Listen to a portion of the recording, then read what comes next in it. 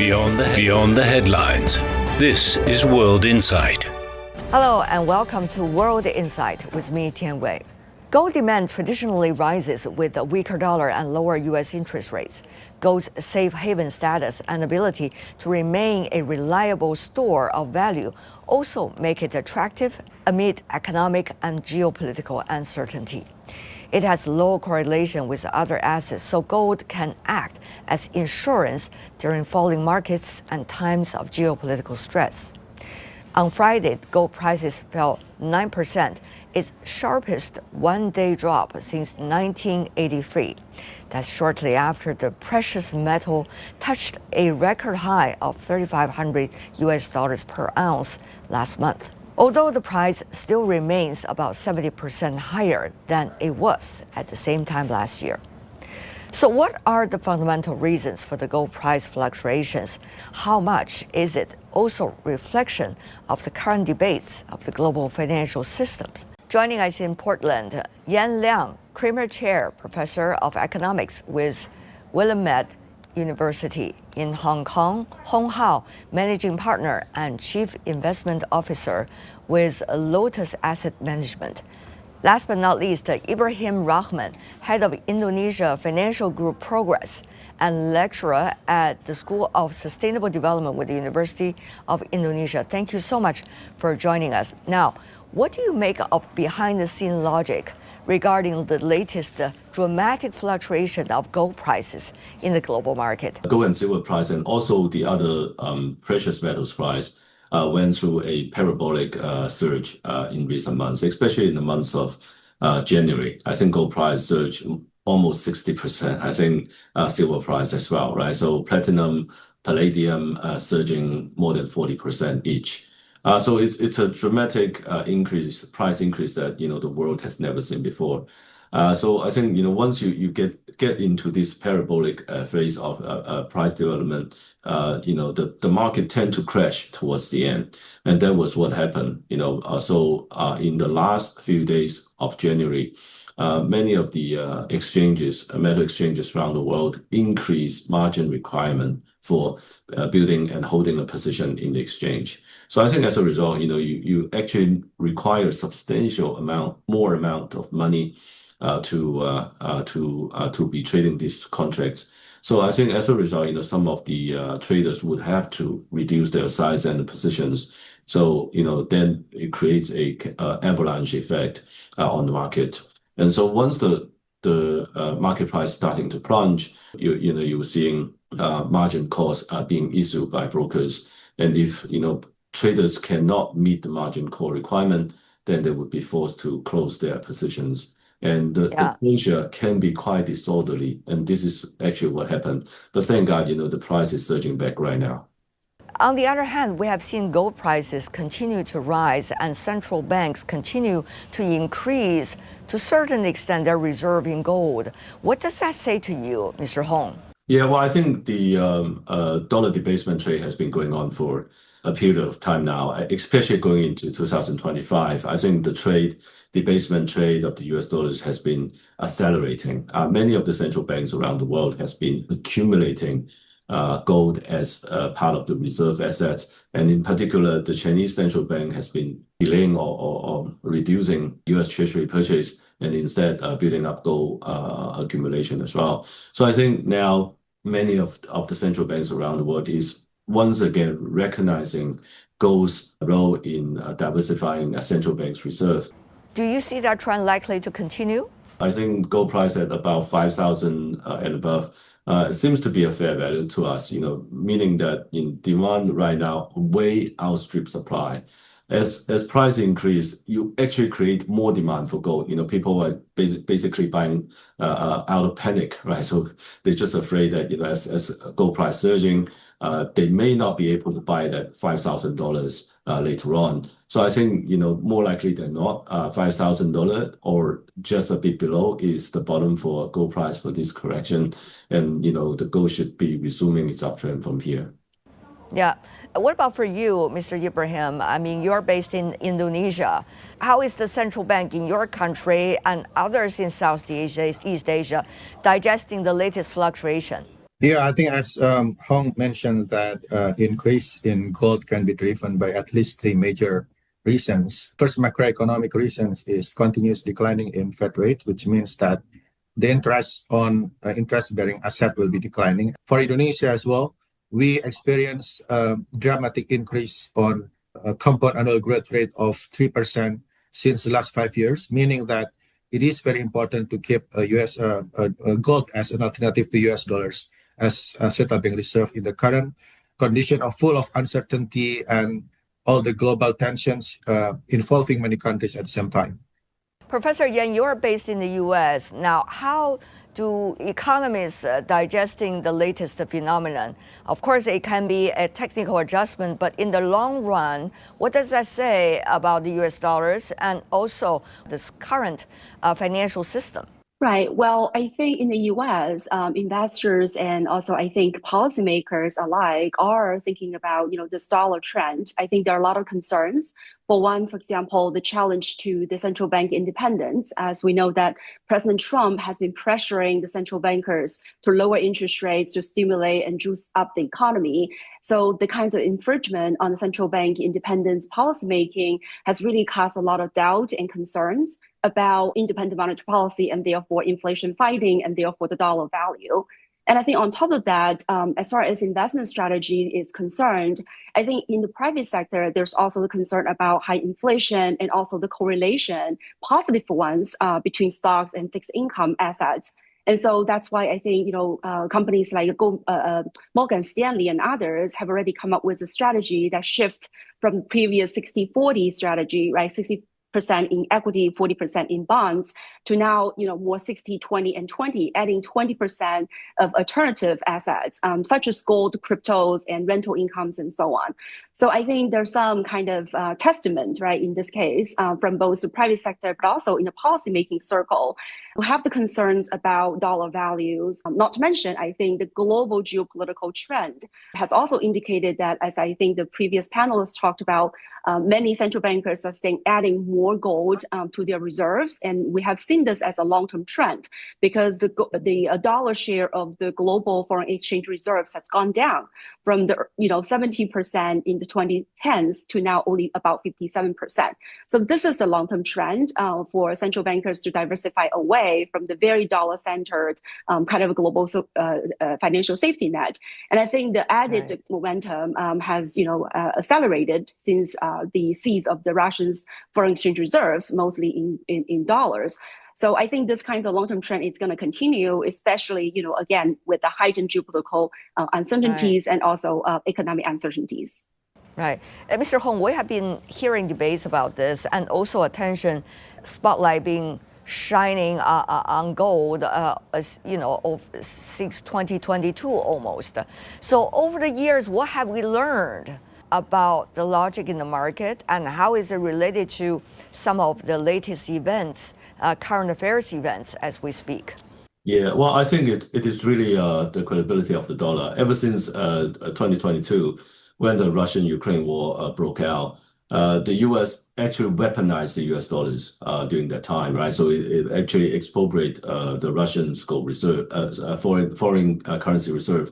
And so Russia has to rely on gold, to get by, basically. So I think ever since then, because people realized that the US dollar is just not what it used to be, it can be weaponized. Back then, before 2022, the US always threatened to weaponize the US dollar, but not actually use this the ultimatum. I think 2022 is the first time they actually use it, to take away the Russian forex reserve. So I think people realize that, wow, this game is changing, right? And then suddenly people also realize that the U.S.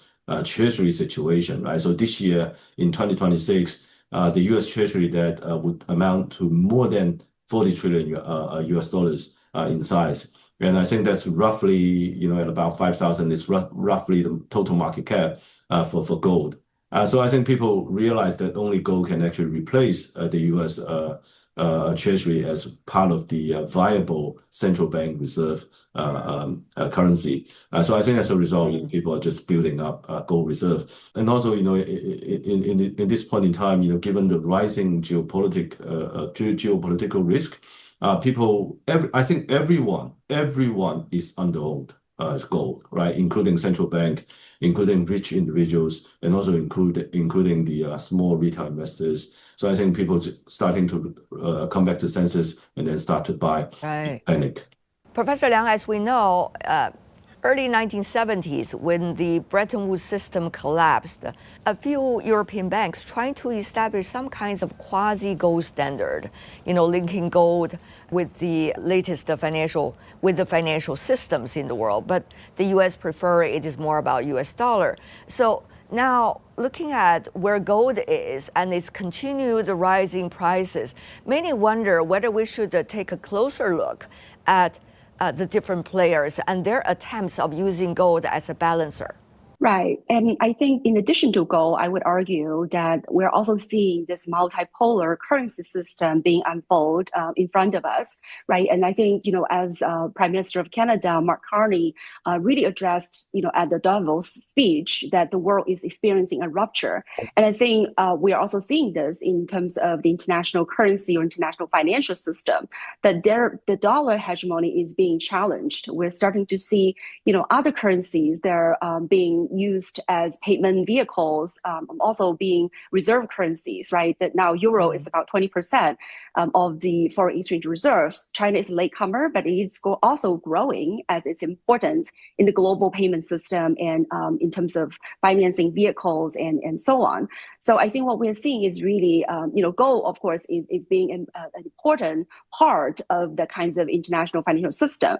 So having said all of that, I think the trend is clear that the world is moving towards a more multipolar system with its currency system as well. We all remembered quite well, particularly these days, about the demise of the Bretton Woods, but the gold war, so to speak, between Europe and the United States at that time. Now we are seeing what Professor Liang just quoted Prime Minister Carney as a rupture.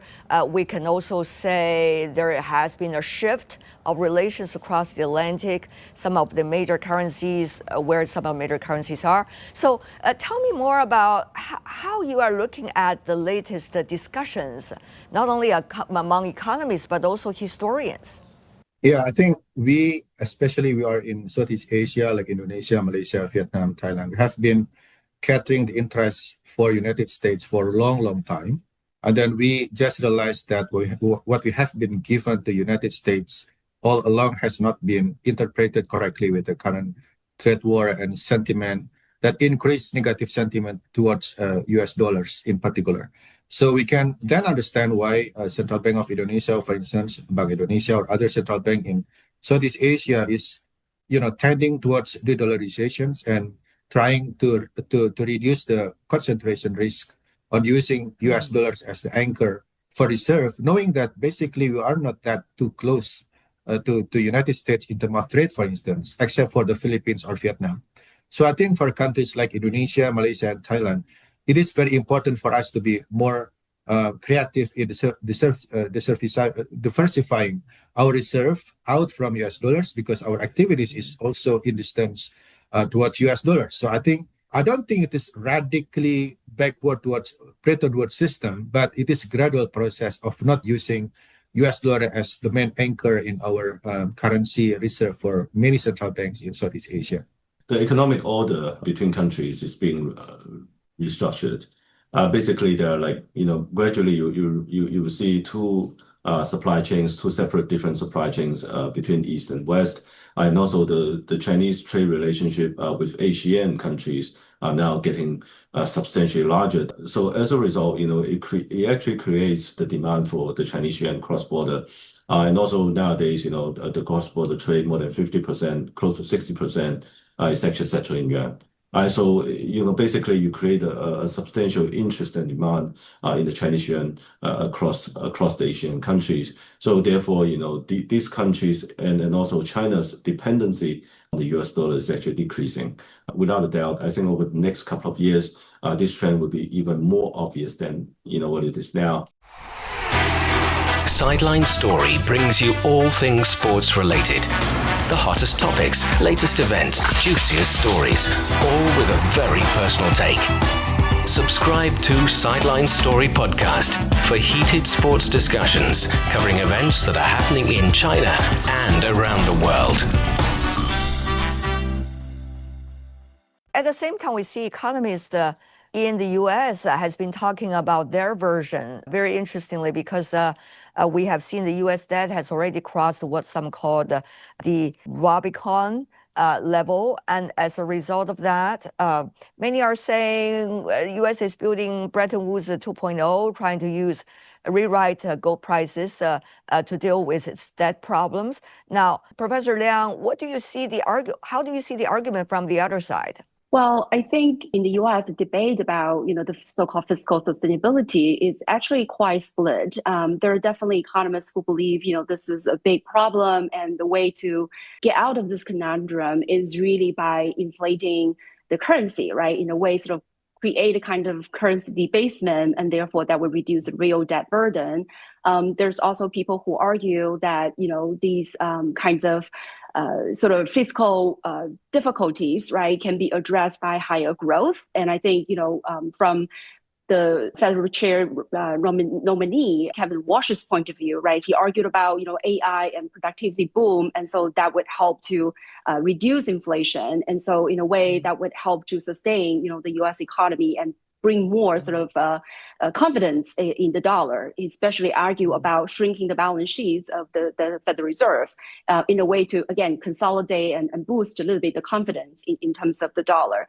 But I think, overall, this is a difficult issue in the sense that when the interest rate is high, that means the federal government needs to pay more in terms of interest payments. And so that does increase the fiscal debt. But at the same time, when a lot of this fiscal debt is denominated in the US dollar, right, which the US government has unlimited amount of dollar as much as they would like to create. Sure. And so that wouldn't be really a problem in terms of unsustainability, in terms of unpayable debt. But it does have a lot of distributional impacts, right? Because a lot of the rich, the upper income class are the ones that hold a lot of these treasuries, and they are enjoying this high interest income. And so I think that could be a significant problem when it comes to kind of distributional impacts, and the fact that the US has been experiencing this K-shaped growth, right? The top 10% have over 90% of the stock market, and they have, contributed over 50% of consumption.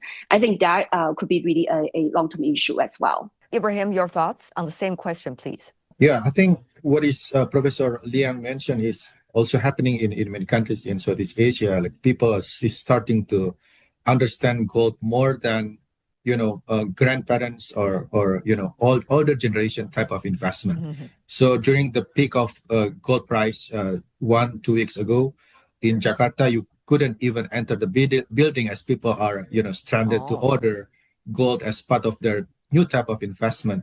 So I think it will be very interesting to see whether it goes as a structural condition or persistent conditions, or is it cyclical ones.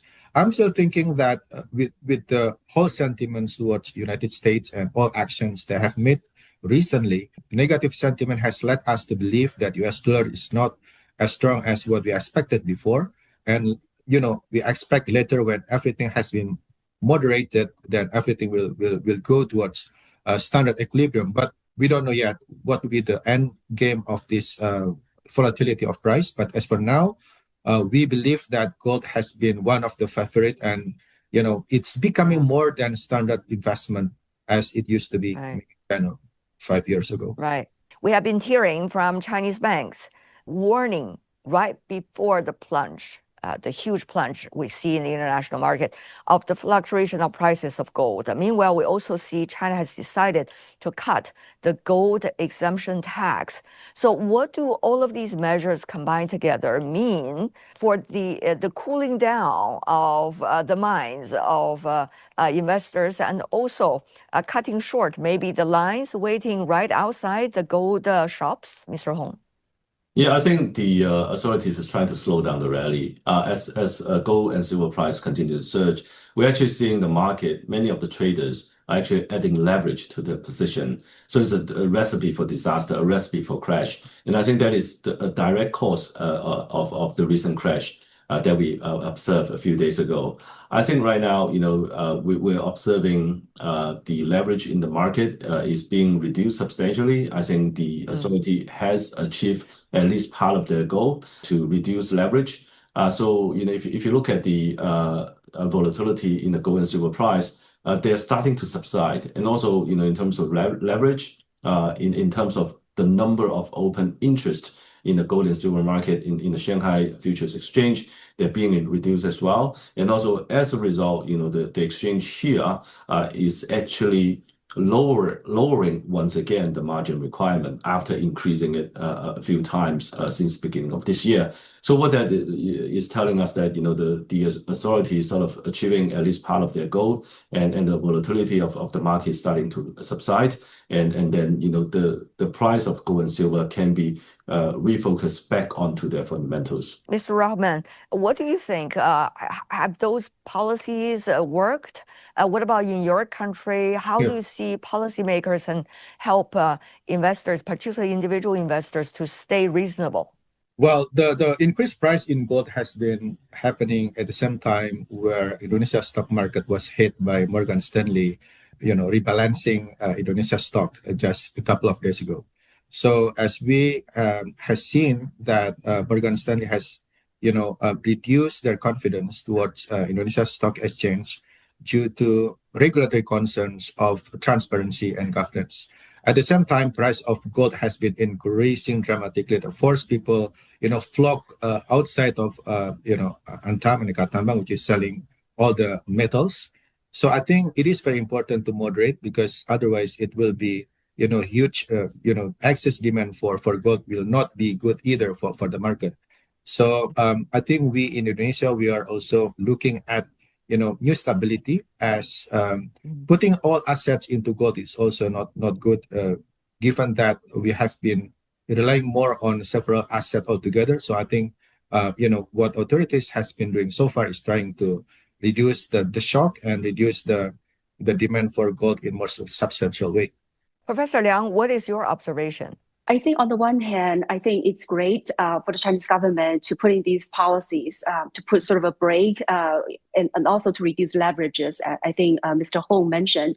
I think this is a very good measure in the short term to stabilize prices, expectations, and also, just in terms of the leverage ratio. But I also think that in the long term, gold is still a very important strategic asset.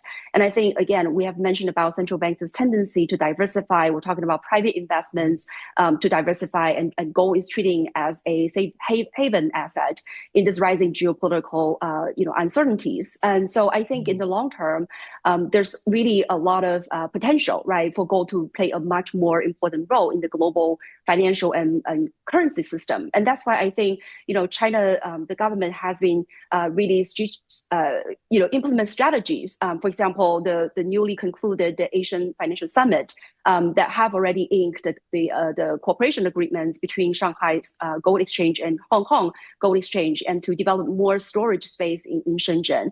And I think that's also very important when it comes to, China has more say in terms of using RMB to denominate gold prices and gold trading.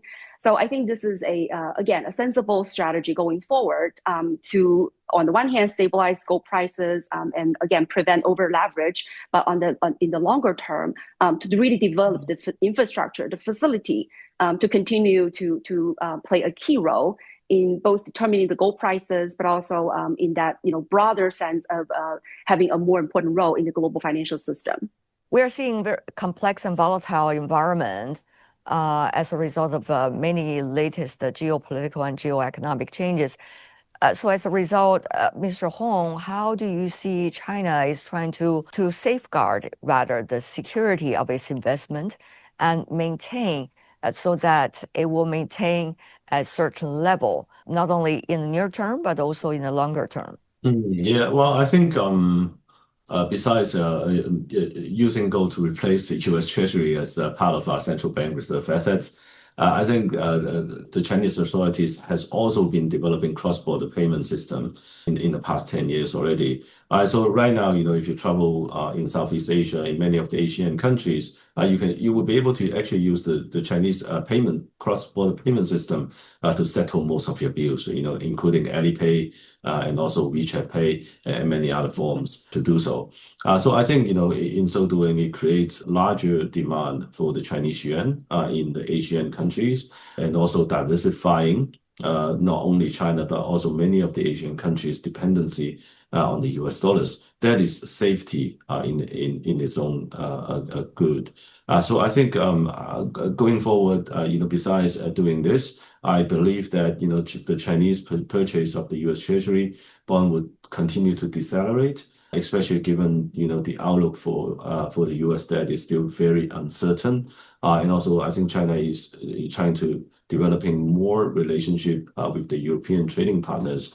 So I think now the European countries is now the second trading partner with China, well beyond the US. So by diversifying the trade relationship between the US and China, so I would say that the Chinese central bank reserve assets is looking better than before. It's safer than before. That's all the time we have for today. I'm Tian Wei on behalf of the team. Thanks for being with us. Bye for now.